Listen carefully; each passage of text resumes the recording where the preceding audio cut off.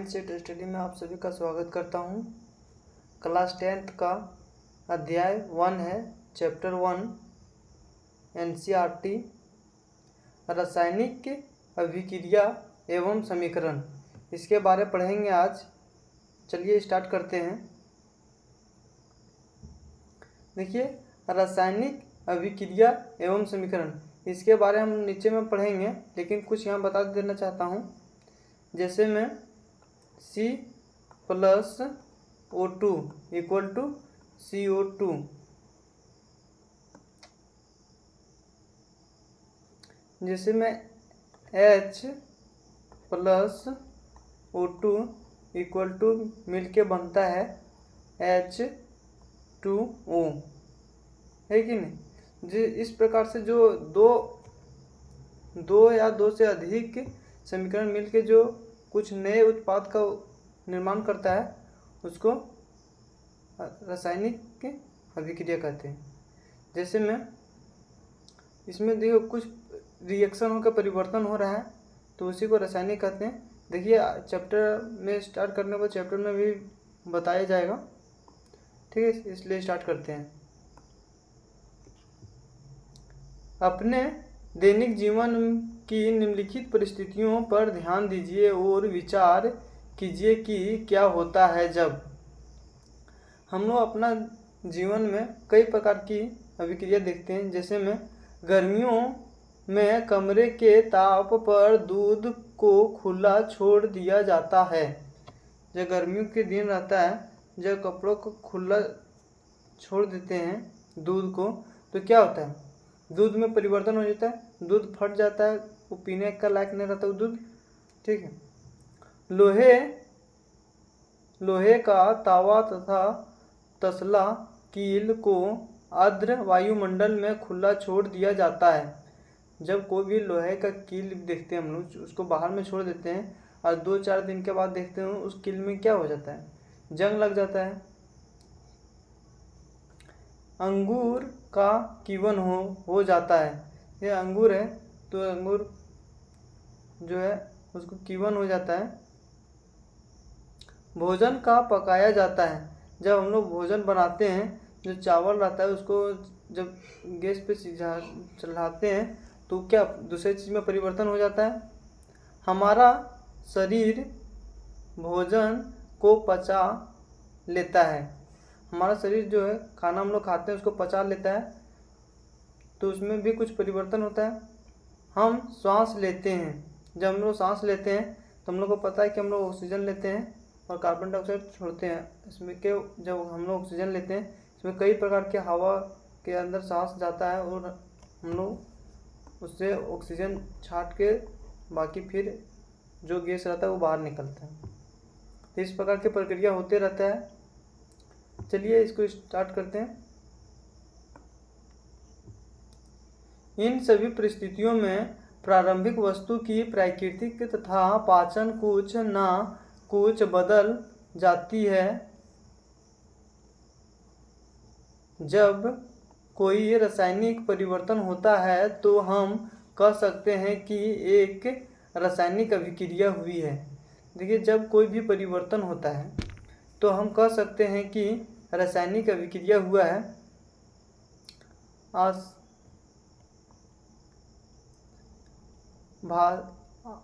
आप शायद सोच रहे होंगे कि रासायनिक अभिक्रिया का वास्तविक अर्थ क्या है। हम कैसे जान सकते हैं कि रासायनिक अभिक्रिया हुई है। प्रश्नों के उत्तर पाने के लिए आइए हम कुछ क्रियाकलाप करते हैं। आप सोच रहे होंगे कि ये रासायनिक अभिक्रिया क्या है। इसके लिए चलिए हम कुछ अभिक्रिया करके पता करते हैं।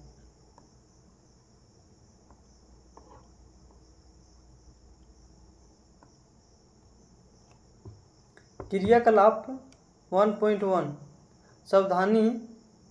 इस क्रियाकलाप में शिक्षक के सहयोग की आवश्यकता है। सुरक्षा के लिए चश्मा आँखों पर चश्मा पहन लें तो उचित होगा। आँख पे चश्मा पहन लेने बोलता है इस अभिक्रिया को करने के लिए। लगभग 3 से 4 सेंटीमीटर लंबे मैग्नीशियम रिबन को रेगमाल से रगड़कर साफ कर लीजिए। जैसे में मैग्नीशियम का जो रिबन है उसको रगड़ के साफ करने बोलता है।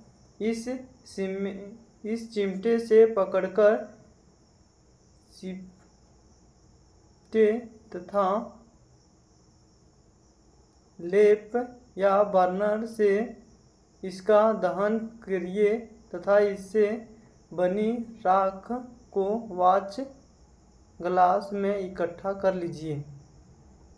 जैसे कि चित्र 1.1 में दिखाया गया है, मैग्नीशियम रिबन का दहन करने सबते समय अपनी आँखों से असंभव दूर रखिए। आप क्या परीक्षण किया, चलिए देखते हैं। देखिए ये जो है सो चिमटा है, चिमटा से पकड़ा है, बर्नर ये जलाने वाला है और इसमें मैग्नीशियम रिबन है। ठीक है, अब इसको जलाया जा रहा है। तो देखिए यहाँ पे कुछ इकट्ठा हो रहा है, गिर रहा है मतलब जला के। तो देखिए वॉच ग्लास है मैग्नीशियम ऑक्साइड, ये जो गिर रहा है सो क्या है, मैग्नीशियम ऑक्साइड है। मैग्नीशियम रिबन का वायु दहन कर मैग्नीशियम ऑक्साइड को वॉच ग्लास में इकट्ठा कर रहा है सब। आपने देखा होगा कि चमकदार सफेद लोह के साथ मैग्नीशियम रिबन का दहन होता है और यह सफेद चूर्ण में परिवर्तन हो जाता है। यह मैग्नीशियम ऑक्साइड का चूर्ण है। वायु में उपस्थित ऑक्सीजन तथा मैग्नीशियम के बीच होने वाली अभिक्रिया के कारण यह बनता है। जो मैग्नीशियम ऑक्साइड जो हवा के संपर्क में जाकर जलता है तो जो उसमें वॉच में गिला जो हम लोग को दिखता है वाइट कलर का जो रहता है उसको राख बोलते हैं, उसको क्या बोलते हैं, मैग्नीशियम ऑक्साइड। ठीक है, चलिए दूसरा अभिक्रिया करके देखते हैं। 1.2 एक परखनली में लेड सीसा नाइट्रेट का घोल लीजिए, इसमें पोटेशियम आयोडीन का घोल मिला दीजिए। आपने क्या परीक्षण किया, ये क्या परीक्षण किया इस प्रकार करने बोलता है। जैसे में यहाँ पे देखिए ये कॉर्क है, कांच का नली है, कांच का नली दिया हुआ इसमें, ये वाला शंकुकार है, ये जो कांच है जो शंकुकार है। प्लास्टर तनु सल्फ्यूरिक अम्ल है, ये जो इसमें दिया है ये तनु सल्फ्यूरिक अम्ल है। दानेदार जस्ता है। ठीक है, दानेदार जस्ते पर तनु सल्फ्यूरिक अम्ल की अभिक्रिया से हाइड्रोजन गैस का निर्माण होता है। इससे जो मिलता है हाइड्रोजन गैस मिलता है। हम देखिए यहाँ पे पढ़ते हैं क्रियाकलाप 1.3।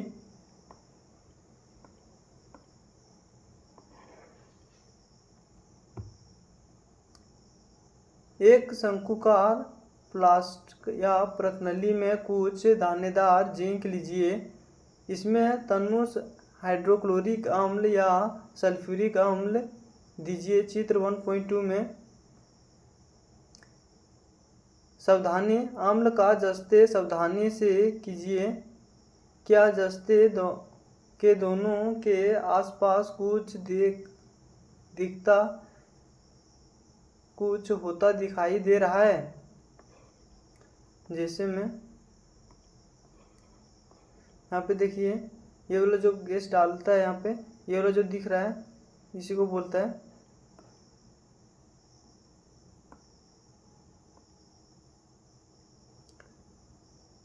अम्ल का इस्तेमाल सावधानी से कीजिए। क्या जस्ते के दोनों ओर आपस कुछ होता दिखाई दे रहा है। शंकुकार फ्लास्क या प्रकनली को स्पर्श कीजिए, क्या इसके तापमान में कोई परिवर्तन हुआ है। ऊपर दिए गए तीनों क्रियाकलापों के आधार पर हम कह सकते हैं कि निम्न किसी भी परीक्षण की सहायता से हम निर्धारित कर सकते हैं कि एक रासायनिक अभिक्रिया हुई है।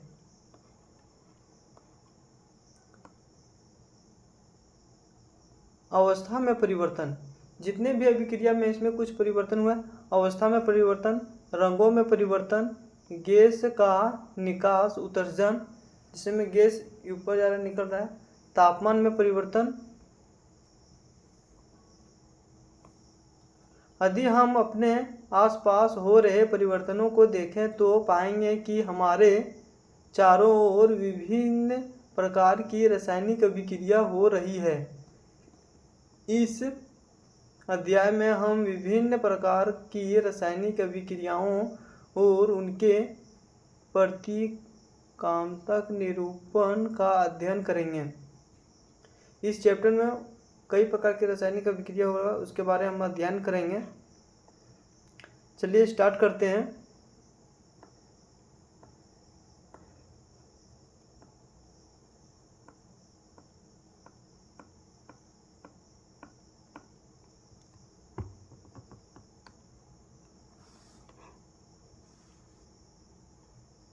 रासायनिक समीकरण क्रियाकलाप 1.1 का विवरण। जब ऑक्सीजन की उपस्थिति में मैग्नीशियम रिबन का दहन होता है तब यह मैग्नीशियम ऑक्साइड में परिवर्तन हो जाता है। वाच के रूप में किसी रासायनिक अभिक्रिया का विवरण बहुत लंबा हो जाता है। इसे प्रेक्षण रूप से भी लिखा जा सकता है। इसे शब्द समीकरण के रूप में लिखना सबसे सरलतम विधि है। ऊपर दी गई अभिक्रिया का शब्द समीकरण इस प्रकार होगा। जैसे में इस प्रकार का शब्द समीकरण अभिक्रिया होता है जिसमें इसका नाम दिया रहता है magnesium plus oxygen equal to magnesium oxide. इसको अभिकारक कहते हैं, इसको उत्पाद कहते हैं।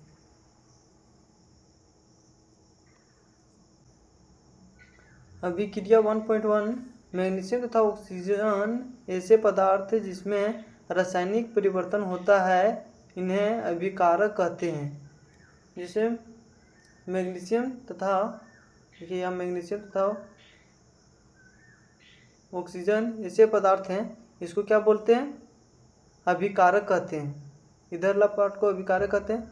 इस अभिक्रिया से एक नए पदार्थ मैग्नीशियम ऑक्साइड का निर्माण होता है, इसे उत्पाद कहते हैं। ये जो दोनों मिलके जो बनता है उसको क्या बोलते हैं? उत्पाद बोलते हैं।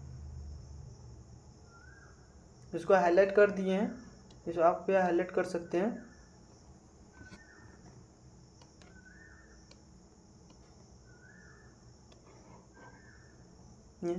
शब्द समीकरण में अभिकारकों के उत्पाद में परिवर्तन को उनके मध्य एक तीर का निशान लगाकर दर्शाया जाता है। अभिकारकों के बीच योग प्लस का चिन्ह लगाकर उन्हें बाईं ओर LHS लिखा जाता है। इस प्रकार उत्पाद के बीच भी योग प्लस का चिन्ह लगाकर उन्हें दाईं ओर RHS लिखा जाता है।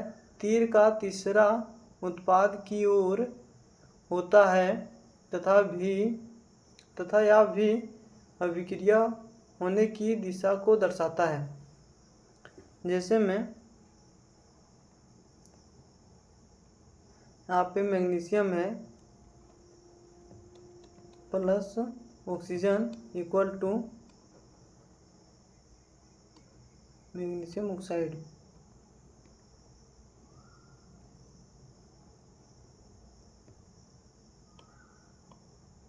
मैग्नीशियम ऑक्साइड बनता है। देखिए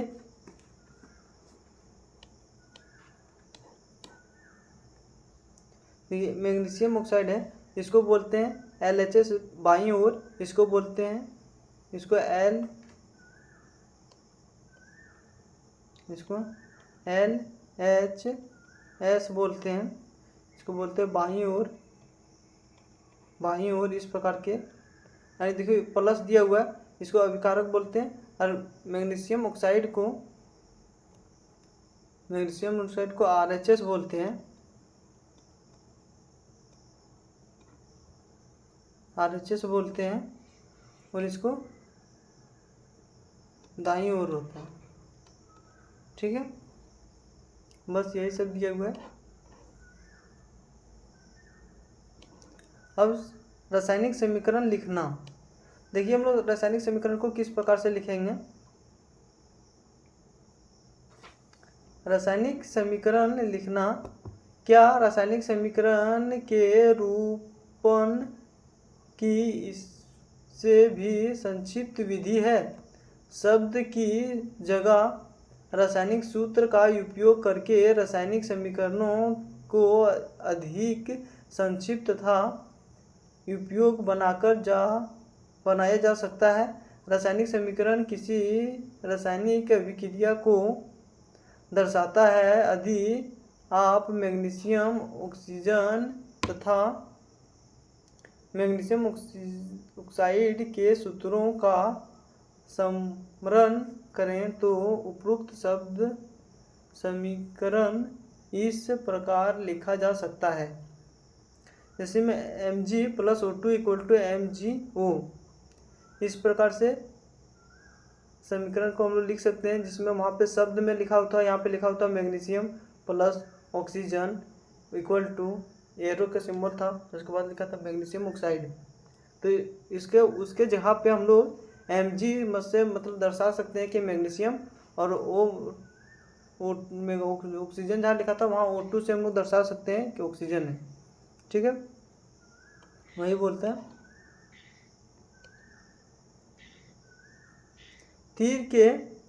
तीर के बाईं ओर और दाईं ओर के तत्वों के परमाणु की संख्या की गिनती कर उनकी तुलना करें। देखिए इसके बाईं ओर दाईं ओर इसके जो परमाणु संख्या है इसको तुलना करने बोलता है। जैसे यहाँ मैग्नीशियम 1 है तो यहाँ पे भी मैग्नीशियम 1 है, यहाँ ऑक्सीजन 2 है, यहाँ पे ऑक्सीजन 1 है। क्या ये दोनों इक्वल है? क्या नहीं है। क्या दोनों तत्वों के परमाणुओं की संख्या समान है? हम लोग क्या इन लोगों को जब देखे हैं, यहाँ ऑक्सीजन 2 है, यहाँ ऑक्सीजन 1 है, तो ये क्या बराबर है? नहीं है। यदि है तो समीकरण संतुलित है। किसमें ये दोनों इक्वल रहता तो समीकरण संतुलित रहता। यदि नहीं है तो समीकरण असंतुलित है, क्योंकि समीकरण के दोनों ओर का द्रव्यमान बराबर नहीं है। किसी अभिक्रिया का ऐसा रासायनिक समीकरण ढांचा रासायनिक समीकरण कहलाता है। इस प्रकार के अभिक्रिया को रासायनिक समीकरण कहते हैं। इस प्रकार समीकरण 1.1 मैग्नीशियम के वायु में जलने का ढांचा समीकरण है। इसका वायु का जलने का ढांचा दिया हुआ है।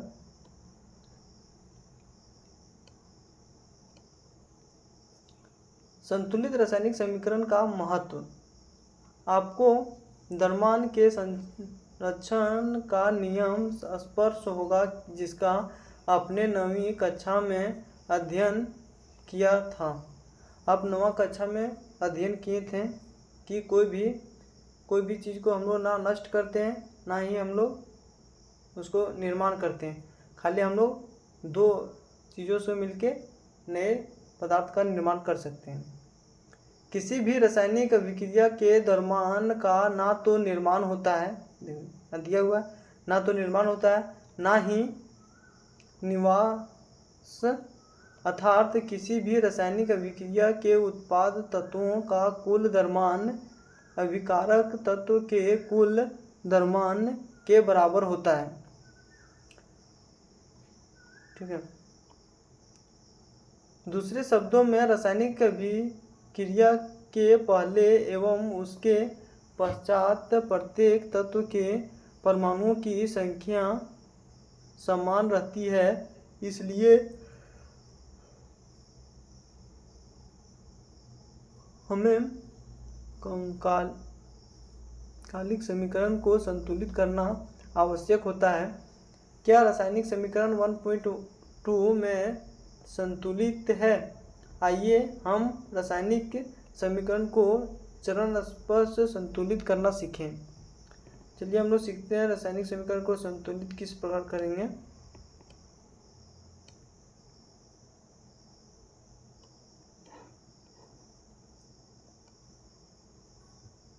क्रियाकलाप 1.3 के शब्द समीकरण को इस प्रकार दर्शाया जा सकता है। जिंक प्लस सल्फ्यूरिक अम्ल equal to zinc sulphuric hydrogen. उपरोक्त शब्द समीकरण को निम्नलिखित रासायनिक समीकरण से दर्शाया जा सकता है। ये जो इस तरह से लिखा हुआ है ये कौन सा समीकरण है? शब्द समीकरण है। जैसे मैं यहाँ पे शब्द लिखा हुआ है जिंक, ठीक है, तो जिंक सल्फ्यूरिक अम्ल इस तरह से लिखा हुआ है। ये कौन सा समीकरण हुआ? शब्द समीकरण हुआ, याद रखना है। Zinc plus H2O SO4 equal to zinc ZnSO4 plus H2। आइए समीकरण 1.3 में तीर के निशान के दोनों ओर के तत्वों के परमाणुओं की संख्या को तुलना करें। इस प्रकार से हम लोग तुलना करेंगे। देखिए यहाँ पे Zn है, यहाँ पे भी Zn है, यहाँ पे देखिए किया हुआ है। देखिए यहाँ तत्व है, Zn है, एक है, H2 2 है, S1 1 है, ऑक्सीजन 4 है।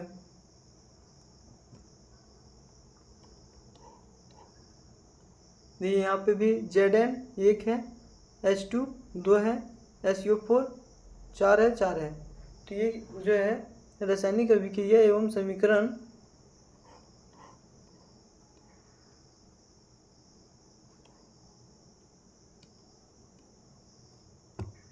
समीकरण 1.3 में तीर के निशान के दोनों ओर के तत्वों के परमाणुओं की संख्या समान है, इसलिए यह एक संतुलित रासायनिक समीकरण है।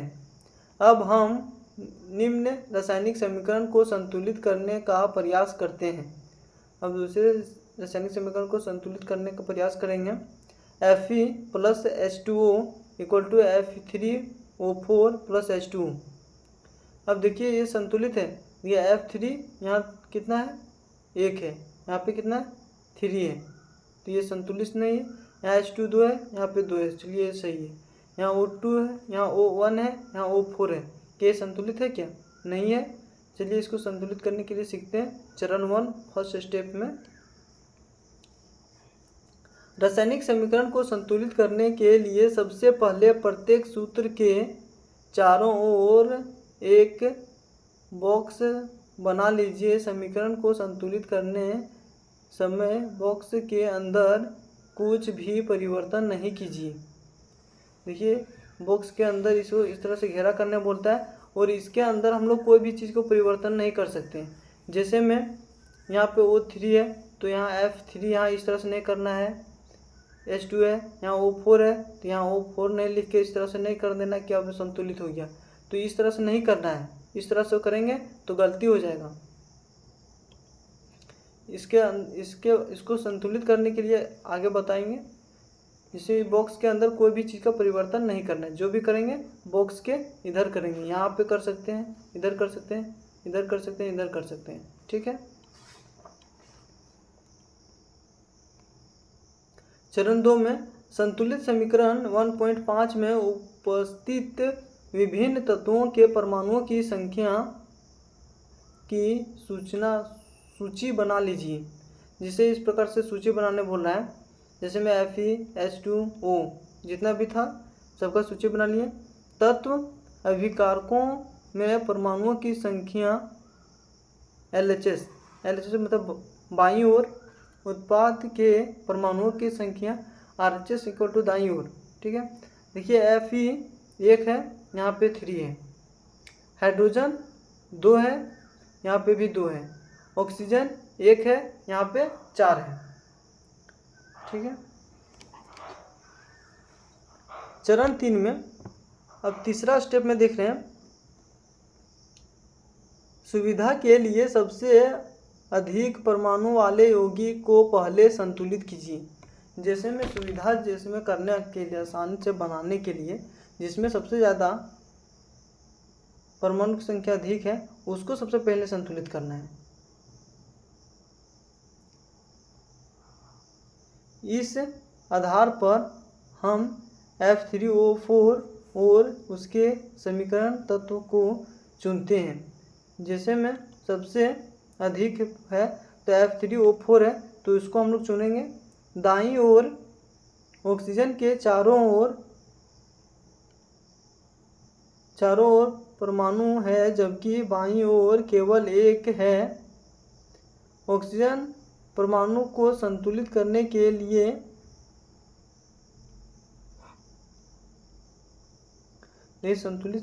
क्या करना है, ऑक्सीजन के परमाणु अभिकारकों में उत्पादों में, हम लोग जानते हैं इधर को अभिकारकों बोलते हैं, उधर को उत्पाद बोलते हैं। तो प्रारंभ में हम लोग जो शुरू में करेंगे तो 1 देंगे, इधर यहाँ 4 देंगे। देखिए इसको सॉल्व करेंगे, यहाँ पे कितना हो गया ऑक्सीजन, चरकीय 12, यहाँ 12 आयरन हो गया और यहाँ पे 16 ऑक्सीजन हो गया। संतुलित करने के लिए इधर 4 से इंटू करेंगे और इधर 4 रखेंगे।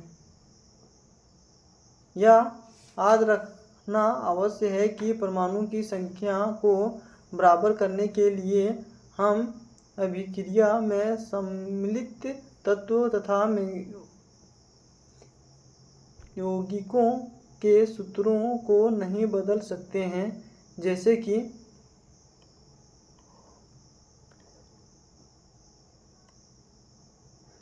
कि ऑक्सीजन परमाणु को संतुलित करने के लिए हम 4 को गुना लगाकर 4H2O लिख सकते हैं, लेकिन H2O4 या H2O4 नहीं। इस प्रकार से हम लोग को नहीं लिखने बोलता है। वांशिक रूप से संतुलित समीकरण अब इस प्रकार है। जब हम लोग संतुलित करेंगे तो इस प्रकार से होगा। जैसे में FeH2 यहाँ पे हो जाएगा F3O4। देखिए यहाँ ऑक्सीजन जो है सो 4 हो गया, H2 8 हो गया, यहाँ पे भी 4 देंगे। आगे स्टेप में देखते हैं। वांशिक रूप से संतुलित समीकरण, वांशिक रूप से संतुलित हुआ, प्रोसेस नहीं हुआ। चरण 4 में Fe तथा H परमाणु जब भी संतुलित नहीं है तो इसे किसी एक तत्व को चुनकर आगे बढ़ाते हैं। अब हम वांशिक रूप से संतुलित में हाइड्रोजन परमाणु को संतुलित कर सकते हैं। हाइड्रोजन परमाणु को बराबर करने के लिए दाईं ओर हाइड्रोजन अणु के संख्या को 4 कर देते हैं। संतुलित करने के लिए।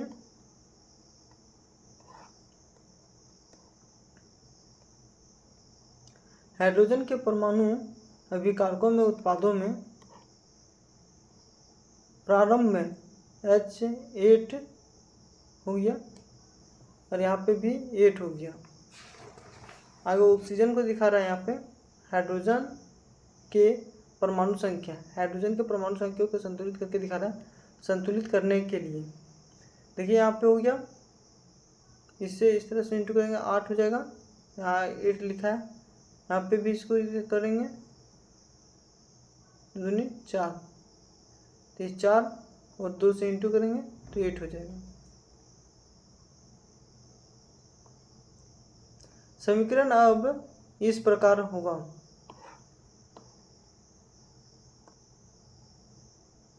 Fe+4 = H2O = Fe3O4 H4। यहाँ पे देखिए 4 का 4 4 दूनी 8, 4 का 4 4 दूनी 8। तो हाइड्रोजन जो है तो संतुलित हो चुका है। ऑक्सीजन देख लेते हैं। ऑक्सीजन संतुलित नहीं हुआ है। देखिए यहाँ पे ऑक्सीजन 4 है, यहाँ पे भी ऑक्सीजन 4 है। देखिए ऑक्सीजन भी संतुलित हो गया। अब बचा क्या है, सिर्फ आयरन, Fe बचा हुआ है।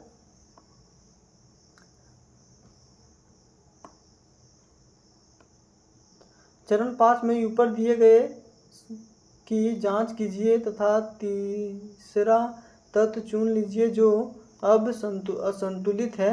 आप पाएंगे कि केवल लोहा ही एक तत्व है जिसे संतुलित करना शेष है। अब देखेंगे हम लोग कि खाली आयरन ही जो बचा है जो संतुलित करना बचा हुआ है। लौह अयस्क के परमाणु संख्या अभिकारकों में उत्पादों में प्रारंभ में 1Fe यहाँ पे था और 3Fe3 यहाँ पे था। इधर 3 से इंटू कर दे रहे हैं तो इधर भी 300 इंटू हो जाएगा, या 3 हो जाएगा यहाँ पे। Fe को संतुलित करने के लिए बाईं ओर हम Fe के 3 परमाणु लेते हैं। 3Fe + 4H2O = F3O4 = 4H2। इस प्रकार से करने बोल रहा है। 3Fe + 4H2।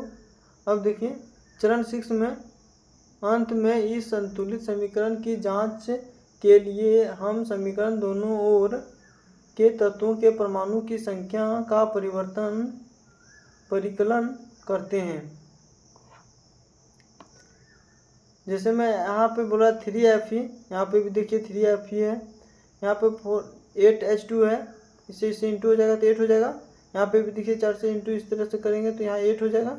यहाँ पे ऑक्सीजन 4 है, यहाँ पे भी ऑक्सीजन 4 है, तो ये संतुलित है।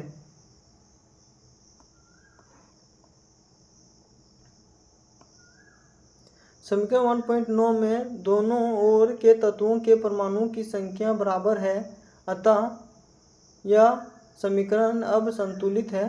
रासायनिक समीकरणों को संतुलित करने के लिए इस विधि को हीट एंड टॉलरेंस विधि कहते हैं। यहाँ से आप हाईलाइट कर लीजिएगा।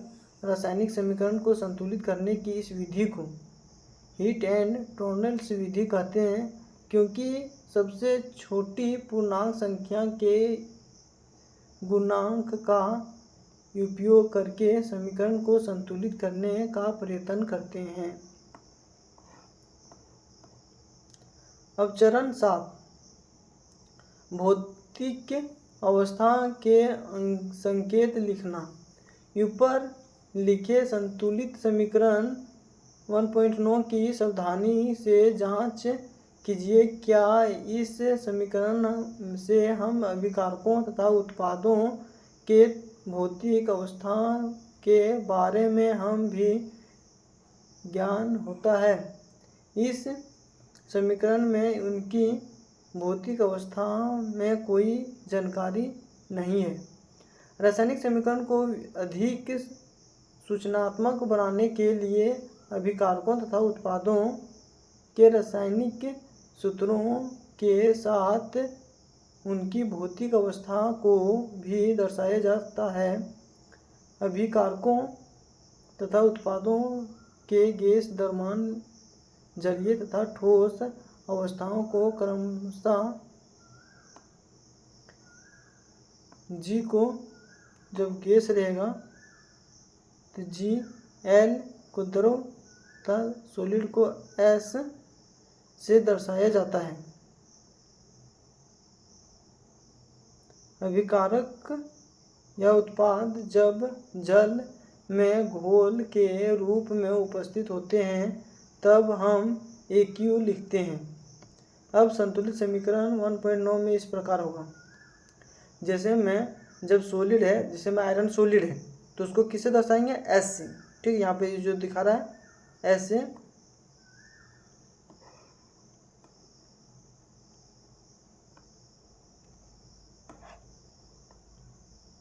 ऐसे दर्शाएंगे। जैसे में H2O जो है सो क्या है, गैस है, तो इसको G से दर्शाएंगे। ठीक है, अब यहाँ पे देखिए F3O4 जो मिलकर बना, जो सॉलिड बना, इसलिए ये सॉलिड को S से दर्शाएंगे।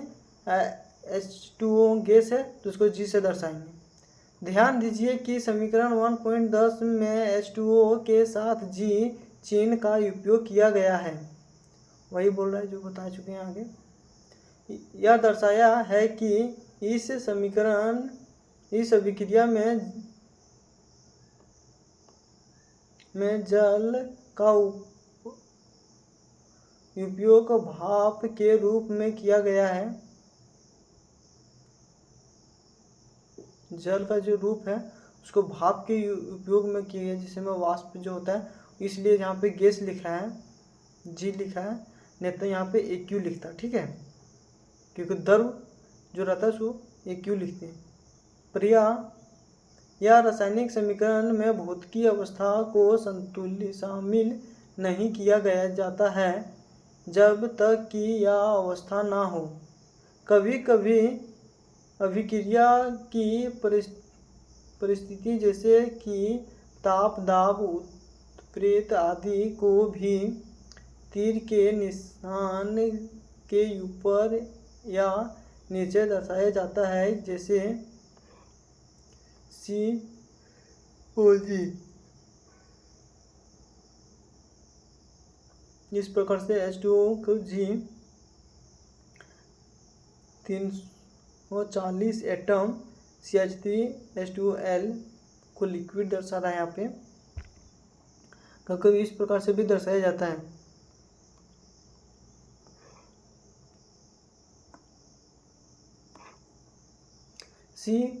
CO2 AQ द्रव है, H2S लिक्विड है। सूर्य का प्रकाश chloride C6H12O6 AqCO2 AQ plus 6H2O liquid. इस प्रकार क्या आप पुस्तक में दिए गए समीकरण को संतुलित कर सकते हैं? आपका